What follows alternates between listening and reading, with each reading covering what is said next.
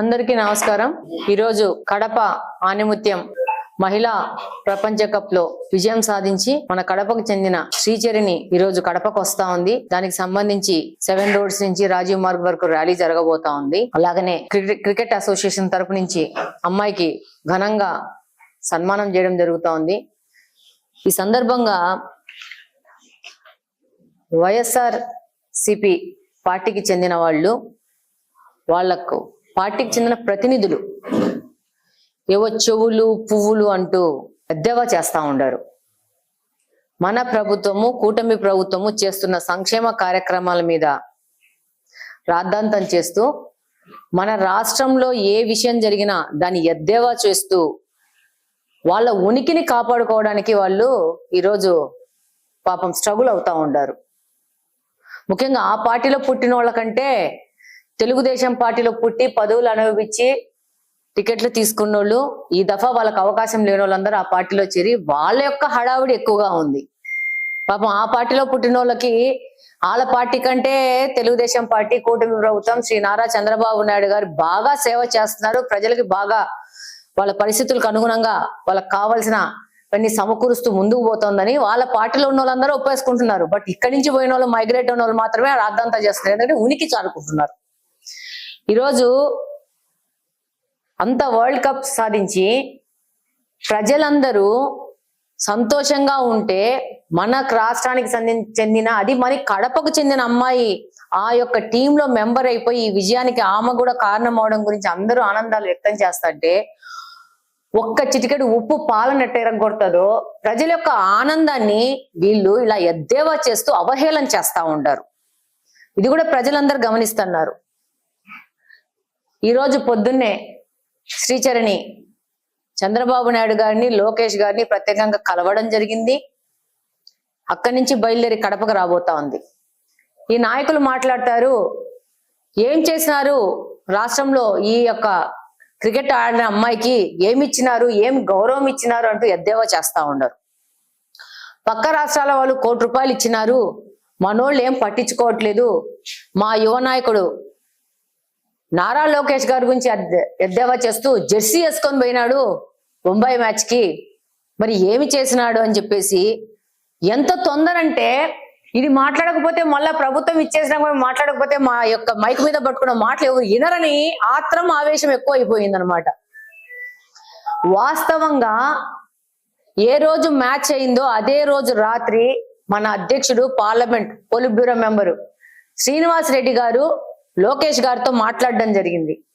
మా కడపకు చెందిన అమ్మాయి ఈ టీంలో ఉంది, ఆమెకి మనము సరైన గౌరవం ఇస్తూ ఆమెని సన్మానించుకోవాల్సిన అవసరం ఉందంటే లోకేష్ గారు దానికి స్పందించి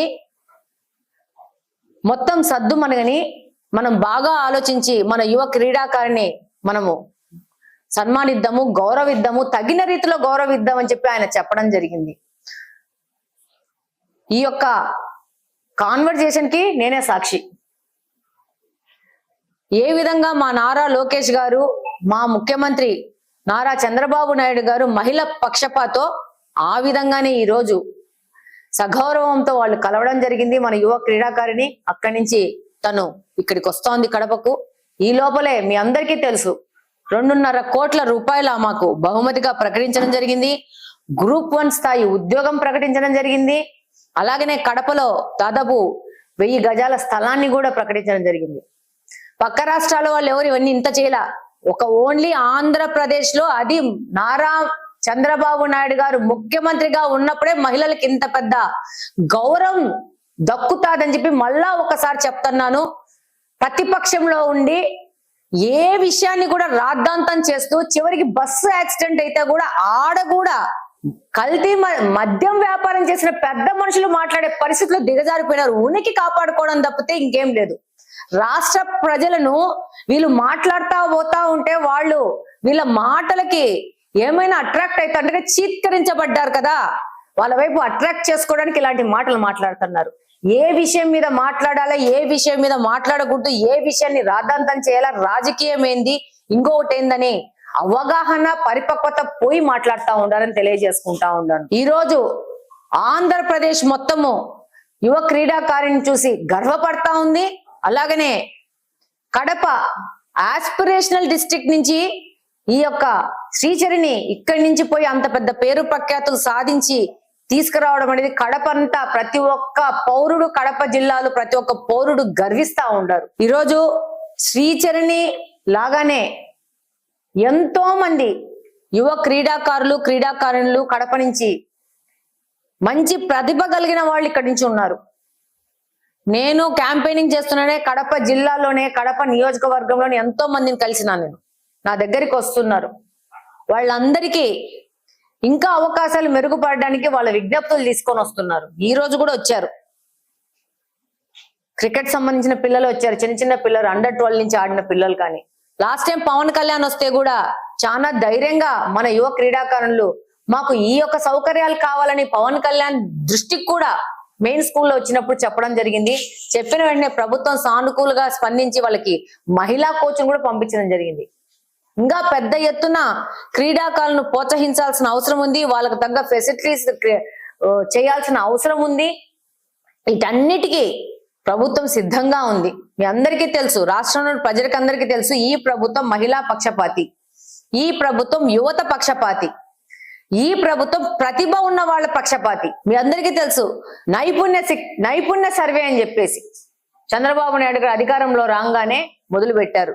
ఎవరికి కెపాసిటీ ఉందో వాళ్ళని ఇంకా ఎక్కువ ప్రోత్సహించి వాళ్ళ ద్వారా రాష్ట్రానికి, సమాజానికి మెరుగైన పేరు తీసుకురావాలా, వాళ్ళకి యొక్క ఆర్థికంగా అభివృద్ధి చేయాలనే విధంగా ఈ విధంగా ఈ ఎద్దేవా చేస్తూ వాళ్ళ ఉనికిని కాపాడుకోవడానికి ఏదేదో మాట్లాడము, తొందరపడి మాట్లాడము మంచిది కాదు.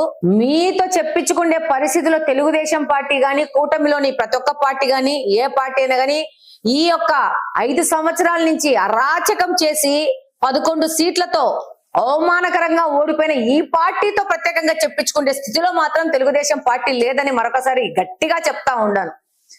మీకు చేతనైతే ప్రజలకు మీకు విరామం ఇచ్చినారు. మీ విరామాన్ని మీరు సద్వినియోగపరచుకొని మీరు ఏ తప్పులు చేశారో ఒక్కసారి ఆత్మ పరిశీలన చేసుకుంటే బ్రహ్మాండంగా ఉంటది. రేపు ఏమన్నా పొరపాటున మీరు మంచి పనులు చేసి ఆత్మ పరిశీలన చేసుకుంటే ఈ నుంచి 20 సంవత్సరాలకి ఎప్పుడు మీకు ఏమన్నా ఒకవేళ అవకాశం ఉంటే అవకాశం అందుకోవడానికి మీరు అర్హులైతారని తెలియజేసుకుంటా ఉన్నాను. ఏ విషయాన్ని రాద్ధాంతం చేయాలా, ఏ విషయాన్ని రాద్ధాంతం చేయకూడదు, ఏ విషయాన్ని మాట్లాడాలా, ఏ విషయాన్ని మాట్లాడకూడదు అవసరం లేకుండా మీ ఉనికిని చాడదలుచుకుంటే మీరే దిగజారిపోతారని తెలియజేసుకుంటా ఉన్నాను. ప్రతి ఒక్కరు మీ ద్వారా కోరుకుంటున్నాను, కడప నియోజకవర్గంలోని ప్రజలు గాని, కడప జిల్లాలోని ప్రజలు గాని, శ్రీచరిని వస్తా ఉంది 6:30కి కడపకు రీచ్ అవుతుంది. కడపకు రీచ్ అయినాక ఆమె విజయానికి, మనకు ఆమె ఇచ్చిన గౌరవానికి, కడప నియోజకవర్గానికి, కడప జిల్లాకి మనకు దక్కిన ఈ గౌరవానికి ఆమెని సాదరంగా ఆహ్వానిస్తూ ఆమె సన్మాన కార్యక్రమంలో ప్రతి ఒక్కరు పాల్గొనాలని కోరుకుంటున్నాను. అలాగనే మహిళా క్రికెట్ జట్టుకి మరొకసారి శుభాకాంక్షలు తెలియజేసుకుంటూ, అలాగనే శ్రీచరిని భవిష్యత్తు కూడా బ్రహ్మాండంగా ఉండాలని ఆశిస్తూ ధన్యవాదాలు తెలియజేసుకుంటా ఉన్నాను.